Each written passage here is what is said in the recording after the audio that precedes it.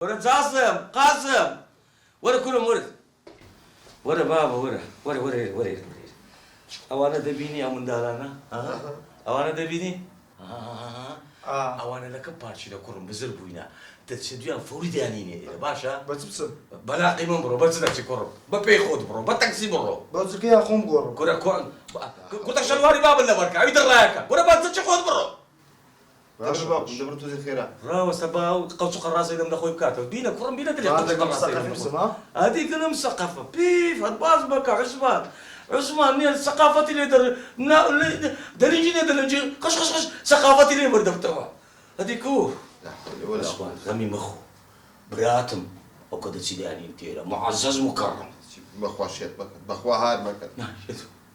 والله يجي البيت تاع عثمان والله شازونا ثواني وخم تو نجاتي من ما اولادي بر الله زوزا يعني اولادي نزان زوزا هذيك انا خوشي اكيد كنا كان يخوزون جوانا على كل العثمان باجي اخوان تعيش لك امين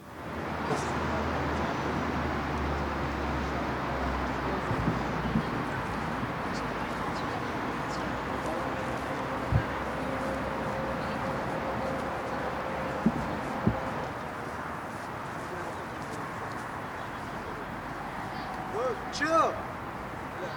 بلا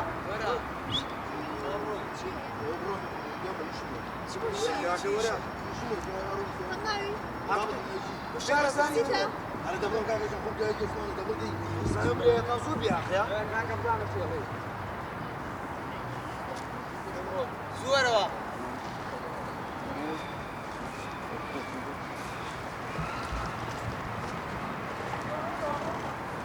السلام عليكم دادي جو السلام فرموا شو هني باش باش نفرموا والله روش تومي هذا صدرهم بيا شو زورم خوشوي زور جواني خۆشەویستی چێ و باسی چێکری تۆ بەخوا هەر یەکەم تاقە بینیمی لەسەر شعرێکی شمەوە بۆ بڵێم ئەرێ شعری چی دەوەرە دەڵێت دووغوا ئەمەڕۆ دووغوا لە تۆرە لەگەڵ تۆ بە باڵەوە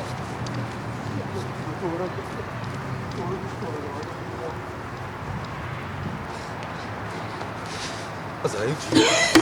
دووغوا ئەزانی بە قورعان تۆم زۆر خۆشمە خوا گەلی ئێستا حەلەن قسەمۆ ناوترێت دڵمەڵێ تەپ دووغوا ڕازی بە ئەرێ ئێستا تۆ چی دەوێت کاکە وەڵی خۆشمێ هەر ئەو دەقێت تۆم بینی ئێستا دڵم بیاوچوو ئەڵم شعرێکم بێ با بۆ بڵێم توخوا زانی چی لە ڕۆژەی تۆم دیوە عشق لە دڵم چاقیوە دووغوا ڕازی بە لەتخوا زۆر جوانی ئۆی باوکەڕم زانی چیە ئەوە من لێرەم هاتووم بۆ میوانی تخوا خۆون مەکە باشە دوای دێمە بۆ لاو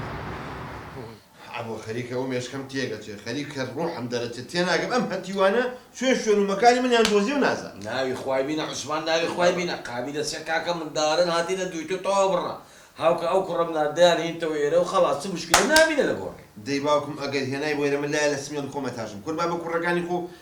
ماڵ و سوقەکەی خۆتان نازان لەسەر کوڕەکانم بێن بۆیرە ناموسمان وازنینە ئەوە چیەوە یەخوا وابێ یەخوا وابێ خەینەکەی کوڕە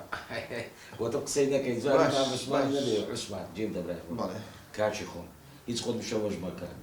دەزای چی ئەو کوڕەی من دەیان هین تێرەی ئەندیان هین تێرە نەیان هینایرە بزربوون ئەم بەخۆم دەچمە دوێن تەوا بڕە خلاص خۆش زۆر شارە مشکلەیە لە گۆڕە ئەگەر نهینەوە ئەوە تەوێ ڕوڕەی دەنێرم دەچی دەیانی قسەی دە لەگەڵمەوە ئەدی یەخوا وابێ ئەتو ڕاوەستە عوسمانە مەوزوعی ڕئیسێ بکەمەوە کاکە بکەرەوە کوڕە بەوجەوە ئەوە مامتان عوسمان ئەم بۆی دەلێت تە خارج ئەوجە ئەمنیش یعنی ژنی دەینم هاوە پێتان بڵێ ئاخر لەبەر ئەوەیە کوڕە مەسەیەکی کا هەڵبژێرە یا ژنێنانەکەی باوکە یا خایزەکەی ئەوە هیچ جا ئەو لە دوای یەکەک دەی دەچمە خارج ئەوە قسێ ئەی ئافەرم ئەشە میرانی ئەگەر بیگۆت بە نە ڕمتەتەم دەدەم نابوو بە تەشید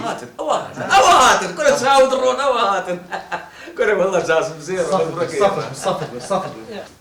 باوکە یاخوا بە خێرنێن بە ملی ورد بێن ئەوە چی قسانە پاپی چەنی ئەو کو حشتەکەی ویکە کیوتە ها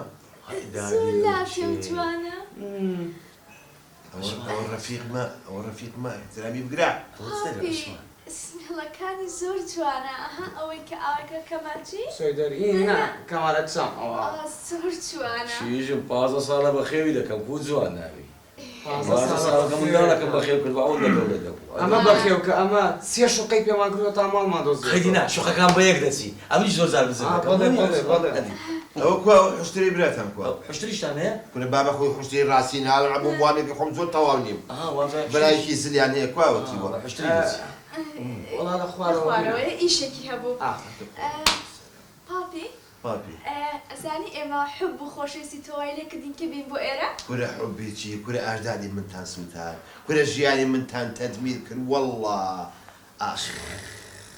پاپی معنای چییە؟ پاپی خۆی تاکە نعلوشت نادە بە عادی. مەقسەدی باوکەیە زمانەکەی دوو نارێ باوکە لۆ دەلێ پاپ ئەی چوزانم با من بۆ وازان دەلێ پاپ و هەم پێشان منداڵ بووین بە نەحلیان دەبۆ پاپ ئیدی ئەخ دەنا بابە ئەوانە مسەقەفم ئەوەی کە جوانە بەلەپێکی گەزە شتێکە بۆکە دا هەستە کوڕم بیان بە غورفەی با ئیسراحەتی خۆیان وەرد هەستە باب دەبڕم دەی باوکە هەستە دەی لە دوان یەکتان بیبەندەی بای با دەی هەستە بەس ساڵتانمان بۆ خەڵگری بنیوانە جانتاشیان لۆ هەڵگرە بابە ئێمە مسەق هەڵگرە جانتایان لۆ هەڵگرە بابە میێوانە دە هەستم بای کە با جوانی لا دێ بای با وەرن کار هەستە چیشی پاپی لا هەستە حول ولا ئەو وەزعی من نەعەبە بەدەست ئەم ئەولانەوە وەڵڵی خەریکە شێدە والله عازمە بالله خەریکە عثمان عازمە بە ئەولاد سفرە عازمە بە هەندلی بابیان نییە دەرەی بەڕڵانە ئەنی حاشا خەریکە ناخۆشیێکی ئەوە وەرە دایشە وەرە ئەوە دام نا باشە ڕۆڵە جواب بگرین وەرە پێش ئەوە ئێستا باوتان ژنێنێت ئێوەژە چم بۆ خاریت تەواو تەواو نانە ناوی چی نابێ بابا ئێ باشە کە مادام نابێ با باوتان ژنێنێ ئێوەش ناچن بۆ خارج یعنی دوای دوانزەی شەوەکەش نەما ڕەتەتەم تەتەم تەتە یەکێکیان هەڵبژێرە ها ئەوە خارج ئەوەی ئاخراز بەڵێ باشە دا اینجا جواب بگرن جواب بگرن ئامرتان لەمێنێ ئێستا ئەچنە ئەودی نەسیحەتی مناڵەکانی منەکەن ئەڵێ من چۆن ڕازی بووم ئاوا باوتان ژن بێنێ بڕۆ قەناعەت بە مناڵەکانی بچکە بەش بوو ئەوان بچن بۆ خارج من ژنێ بێنم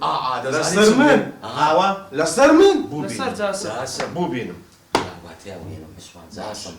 برێ ئەمەش داگمان یان لەگە بابمان ناژی ئەمەش ڕازی بووینە بابمان ژنی بینی ماڵ بێ ژن ئاوی بەسەدەم ئاشی ئاورێ بەڵی بابە ئەدی باشە کوڕم بە میسال لێیان بڕۆنە پێش بە میسال وەڵام کەیفم بۆوانە نە با جاسم قسانەکە لا حول ولا ئەو کیویتانە لەسەر من چه؟ ئەو کیویتانە دەبوو بی کۆختی چه کوڕم کۆختی ناکوید یعنی شیرن دەبڕۆ بابە هەستە بە فڕەنسی قسەی مەکە بابە ئەوە وان زمانی خۆمان بە تەواوی نازانێ ناخۆش دەوێت کوڕەکانی جۆرەکەی ئەستین جۆرەکە کوڕی جۆرەکە ئەواژ نا ڕشمان ئەمنی مەینە ناو مەوزوع لە تۆ سەیری کە سێ چوار جار تۆ قسە و پێت مامن جارێکە پێ بڵێم کاکەم داوە لێ بوون دەکەم کاکەمیش داوا لێ بن دەکەم ئەدە دەست بینە چاکیش کرد ئەی بەخێر بێن هەولێر خۆشە زۆر زۆر خۆشە ئەی ماڵی ئێمە وی چەم حەزەکەی وەصفی ماڵی ئێوەکەین چونکە لەبەرێ مناڵە گوناحە بەس بەجددی خۆشە وەڵڵا ماڵیان خۆشە زۆر خۆشە دەرەجەیەک ئەمە ساجە نە دارە هیسێ نە تەقاڵ دەباش بەخێر بێن زۆر سپاس چی نییە بەس خۆشی تو خۆشی ئەو باشە بۆ هاتون وێرە بە دوای باوتان هاتون ئەی چۆن ئێمە باوکمانەوە نەخۆشەوە بڕوا بۆ هەر شوێنێک دوایەکەی چۆن ئاگام لێ بوو ئابزانام وتیان خۆتان کردو بە کەڕوڵاڵ و شتیواو ئێمە هەمیم تراوەیە مەوزوعەکەی حەزەکەم وەکو خوشک و برا باسی بکەین ئێ بەسەر چاو لە خزمەتای خزمەت لە منەوە من نایەوەم نەزانی من هەستی تۆ شعور هەستی پێیان ئەو مۆزوعە یعنی چۆن بڵێ پەیوەندی بە هەمومانەوە هەیە بەڵێ یعنی زیاتر لی نزیک بینەوە پەیوەندی بە دوو خێزانەوە هەیە بەڵێ ئێستا هێندەی ناوێت پەیوەندی بە باوکتانەوە هەیە ئەوە هەر زۆر جددیە باوکتان ئەیوت دەیگۆ کە ژنی نەینایە و ژنەکەی ئەمری خوای کردێ و ژنی نەینایتەوە و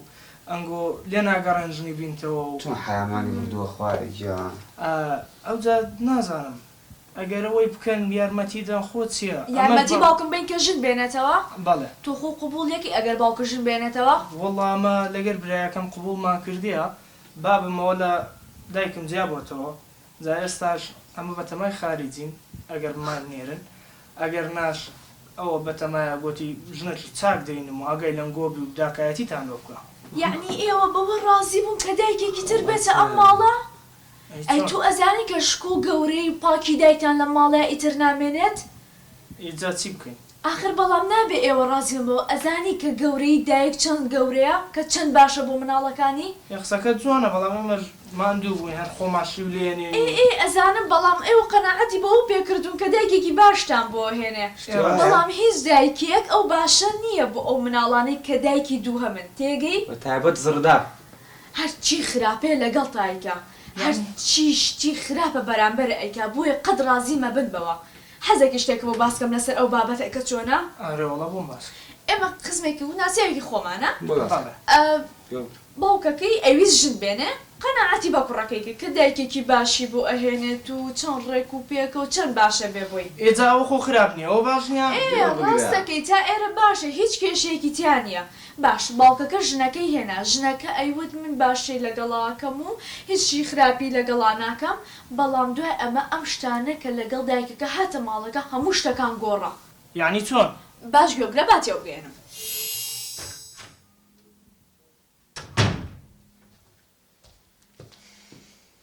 یا الله ئەمە کێ ڕاگەڕایتەوە بۆم؟ دایکم نێمەوە ماڵ چی بکەم لە دەرەوە؟ تۆ سان چوویتە دەرەوانیە؟ یە باشە بێزارم لە دەرەوە من ناوەڕێمێنە شتێ لە دەرەوە. ئەرێ منیش بێزارم لە تۆ. تێگەشتی؟ ئێستا دایە جامت چیم کردووە لێت؟ چی نەکردووە؟ ماڵم بۆ پیسەکەی تۆ تەوالێتم بۆ پیسەکە دۆ قاپ قاچاقی خۆ لە ناو ژووری پیسەکە دۆ من شێت بووم بەدەستەوانیە مەسیای خێرم نەکرد. سەدایکێکیان من تێناگەم نا ئەچمە دەرەوە ئەلێ بۆ چتە دەرەوە دێمە ماڵەوە ئەلێ بۆ چتە ماڵەوە چی بکەم دایک ئێستا حەلێکم بۆ دانەتۆ؟ بە من ناڵێ دایە من دایکی تۆ نیم حاشا لە دیارێ وەی ئەی بۆ لە لای باوکم پێم لە دایە حەلیم.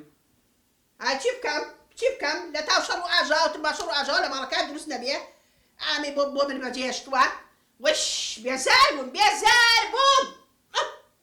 وەڵای دایکە گەوا بێ لە ماڵەکەی خۆشم ئیسراحەت ناکەم. ئەی دەبڕۆ لە کۆڵم بەرەوە دەبڕۆ ژنێ بدۆزەرەوە بیهێنە دەبڕۆ وەکو کوڕی خەڵکی دەبڕۆ. ئەرێ لە ماڵەکەی خۆشم ئیسراحەت ناکەم.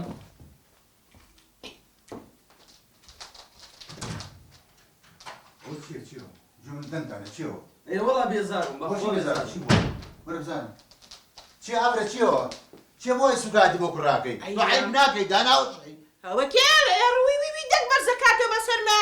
ئەرە تۆ دایکی من نی چۆن خەفەر ناخۆم ژووری بۆ پاکە بۆ خزمەتێکم نانێمی ئاوێ مجلی بۆ شەم بە قوربان و بۆ ساقەیە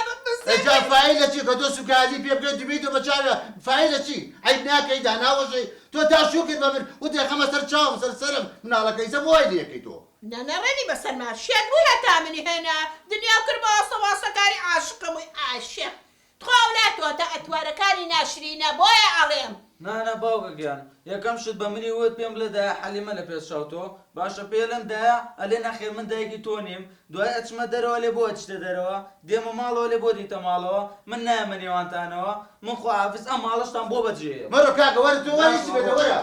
چ عیبە بۆ تۆ والله عیبە بۆ تۆ ئەو مناڵە هەتیوە ئەبێ ئاگای لێبێ چاو لێبێ بۆ ئاوا سوکاتی پێکەی هەتیوێکی زلێکە هەتیوێکی سەر و قژی جوانە باشە ئەزانی چیەکە لە ماڵە بنانێمێ ئاوی ئێمێ بە مناڵەدایە حەشرێکم پێکات دواری ناشرینە من نامێ ئەو کوڕەبێتەوە بە ماڵێک نابەچە دێڵم ها جافایی لە چێوە کە تۆ بۆ یەکە قیمەتی چیەکە بێتۆ بە چاوێ کە تۆ سوکاتی پێ بە قیمەتی چییە چه عیبە بۆ تۆ چه داوەشتی لە بۆ تۆ باشە کوڕە عیبە بۆ تۆ ها منە ڕەماڵەکەوە بەجێڵم هەدوە خۆ بڕۆ مردومر هەر نەیتەوە بناوەیە ئەبوو بە ساقی دڵم تێکی لە کوڕەکان بنێرە بە بڵێ کوڕم بێنێتە سەرە بە قوربان و نەبێ وەڵڵا کوڕە باسم کوڕە جاسم کوڕە وەڵڵا ناویشیان لێم تێکچە کوڕە قاسم کوڕە جاسم کوڕە باسم دەوەرە کوڕە دەوەرە کوڕە هێڕی وڕی دەوەرە چ بکەم چ؟ وەرە منت بشکێنە چاوت دەربێ بڕۆ کوڕی گەورەی وەبینەوە لە چێ؟ کوڕە لە خوارێ دەبڕۆ دێ کوڕناوی بلێ دەڕاکە دەبڕۆ ئەمرت نەمینێ دەلێ لە چێە بە خۆی هینایەتێ و بە خۆی دل لە چێ کوڕی تۆ چارێکی بۆ بلێ من ئەشیای بۆ یەکە بێ بەخوا تەمان ئەرێ وەڵڵا کوڕە ئەدی نالێ قەزان دەگرڵانە خەپاغە تەپان بارە وەڵڵا ڕێک وایە ئەوی باوکە ڕۆ نەبێ باشە دەی باقوربانێ باوکە ڕۆ دە باشە با بیرێکی لێ بکەمەوە ئەوی دە باشە من هاتم بۆ وەرە ئەستا باڕۆین ئەستا ئەستا بۆ شوێ خێرە دەوەرە کاکە دەوەرە وەرە دەی دەباش ئەس لێ بینە دەوەرە واکە جوانی باو کەڕوو وەرە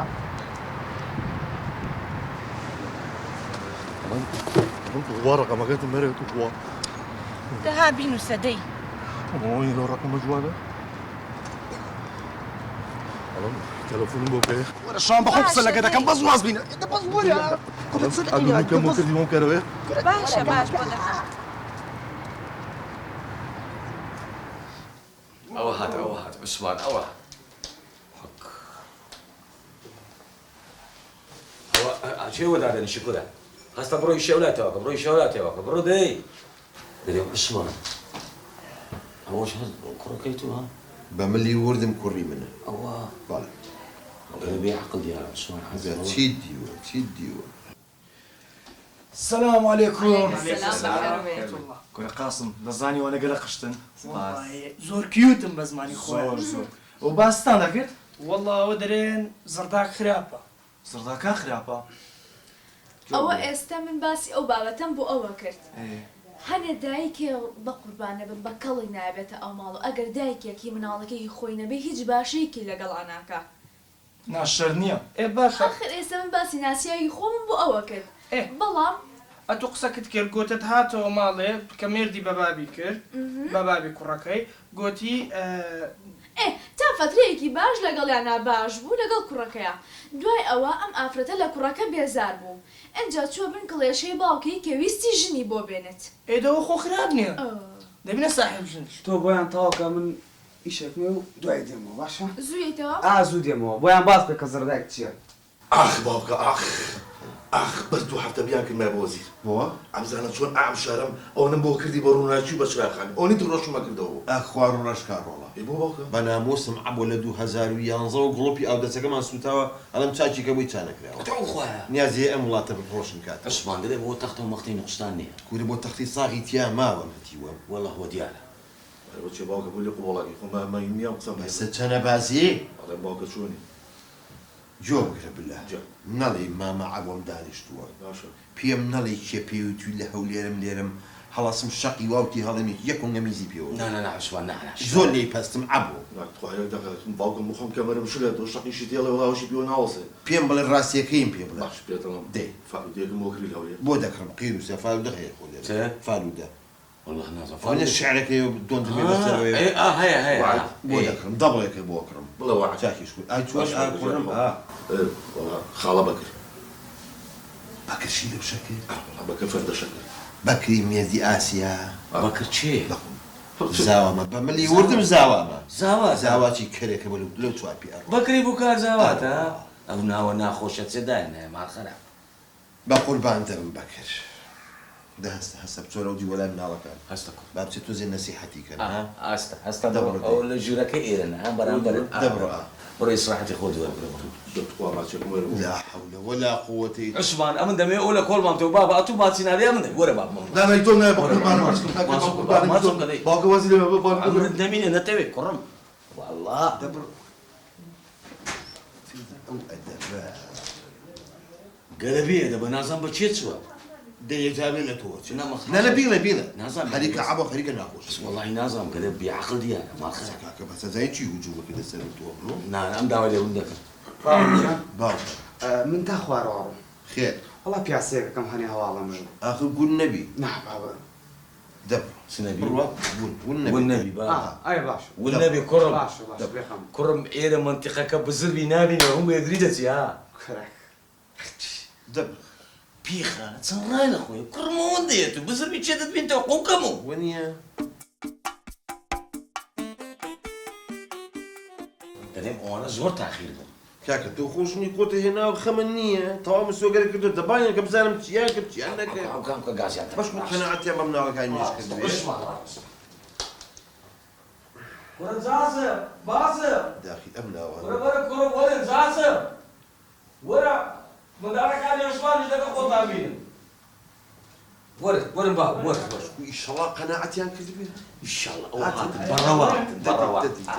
ئەو هات یا خۆ بەخێر بوو ماشاءڵڵا چەندم پێخۆش ئاوا تەبان دەبینی وەنیە دەبینی چەند تەواو جوان زۆرم پێ ئەوە دیارە زۆر تەنسیقیانە بۆ لە ژووری ئەمە زۆر مهم ئەمە زۆر مهم کوڕم وابزانم وەنیە ئەم دنیا بیڵێ وەڵا بیڵێ وەڵا ئەم پێ بەخوات من کوڕە بابە تۆ ساحب ماڵی کوڕم کو ئەنگۆ قەناعەتتان هینە ئەمن ژنی بینم ئەوانیشتان گەیاندیتە قەناعەت عوسمان ژنی بینی وەنیە وەڵا پێیان قوتابخانەیە ئەی کە پێم خۆشە ئەی کە پێم خۆشە یعنی ئێستا تەواو ڕازی بوون بابیان ژنی بینی ناوەڵا پەشیمان بووینەوە یعنی چی ئەی قوتابخانە و شتی بازەکە تۆزێ لەمە پێش وەڵا من نایەلم باوەژم بێتە ماڵی ما ئەوە چێ عوسمان نازانم یعنی چی یعنی زڕداک حەز ناکەی بێتەوە مارێ یعنی ئێوەش ڕازی نەبوون کە من ژن بێنم طبعا نەخێر باوکگیان کاکە ئیزنە قسەکەم بڕۆ باوکەگیان یەکەم ئێمە چۆن ڕازی نابین کە دایکی کۆچ کردومان و لە دوای ئەو ژنێک بێتە ئەو ماڵە ئەوانیش ڕازی نابن کە شکوی دایکیان لەم ماڵەیە بشکێت وەرە چ بەس بسۆکەکەەوە عوسمان ئەخلاقی منداڵەکانی نەیژی تێکدا ئەتو ئەو خوایەوە قسەیە دەکا ئاکە شکۆی تەعاڵی چەوە کابرا مردێت زووتر ڕێی خۆی ئەمانە ژیانی منیان فڕتان هەستا کورە هەستا بزانە چێیە هەستا بزانە چ ڕزقێکە ئەو جارە هاتە ئەو ماڵێ هەستا کو عوسمان ئازمە بە ئەو ڕۆهاتی ئەو ماڵەی بڵانسی ئەو ماڵی تێکچوە تەوازوی هەمووی تێکچووە